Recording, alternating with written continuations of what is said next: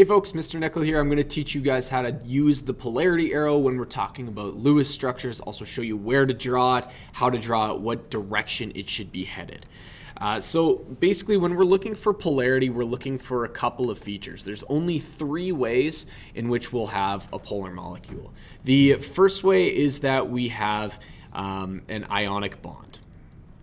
An ionic bond. So that would be where we have a metal and a non-metal. The second way would be if we have any lone pairs of electrons on the central or the middle atom.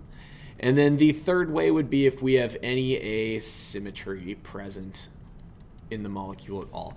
Now, the polarity arrow that we're going to draw is going to look like this. And what this indicates here is the direction that it's pointing is the partially negatively charged end, and the plus sign on the other side here is the partially positively charged end. That based on the movement of electrons, based on the uneven sharing of electrons, we're going to create, in essence, a mini magnet where one side will have a partial positive charge, one side will have a partial negative charge. So I got a couple examples here for us to go through. First one here, NaCl.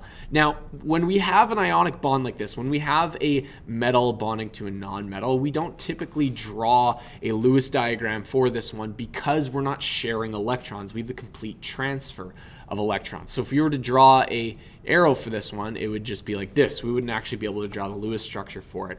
But we would know that the sodium would want to have a positive one charge and give up its electrons so that the chlorine can receive that one electron. In other words, the sodium is going to be the positive end, chlorine is going to be the negative end. Getting to examples that we can actually draw, we have CFH3 here. So carbon has 4 valence electrons. I know fluorine has 7, hydrogen has 1 each, and so the structure will end up looking like this. And so for this one here, I see that along my central atom of my carbon here, I don't have any lone pairs of electrons at all. Instead, I just have bonds.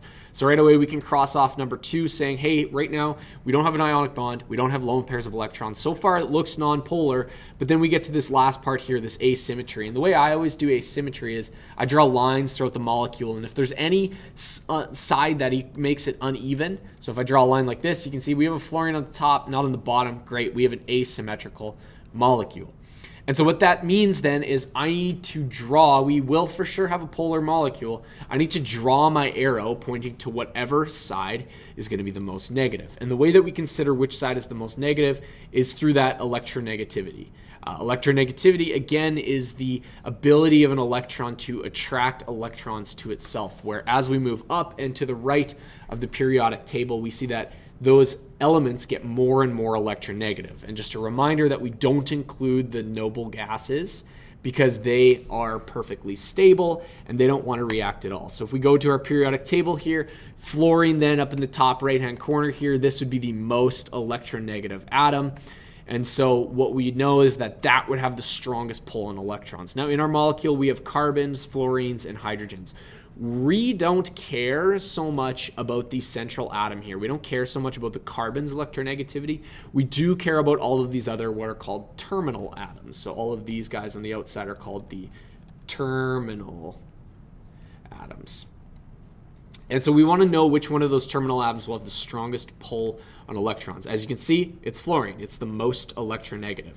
And so when we draw our arrow then, and when we draw this red arrow, we want to draw it up towards that fluorine, as that'll be the most negative end of this molecule, and then down here will be the most positive end. So we'd expect most of the electrons to leave this bottom region and travel closer to this top fluorine region. Okay, next example here. So we've got an NH3 here, and we've got an NH2F or an NFH2. So looking at this first one here, we're going to put nitrogen in the middle. I know nitrogen has 5 valence electrons. I know that each of these hydrogens has 1 valence electron. And so what we'll end up with then is a structure that looks like this. Okay, so here what we check first, do we have an ionic bond? No, we have a non-metal nitrogen and 3 non-metal hydrogens bonded together. Second thing to check, do we have a lone pair of electrons? Yeah, we 100% do. We have this lone pair of electrons up top here. And so what we know then is that the electrons being purely negative is where the electrons, or where the more negative side of this molecule will be. So we know that we'll point the arrow up saying, hey, this is the most negative region. The plus sign being the bottom near this hydrogen. Hey, this is the more positive side of this molecule.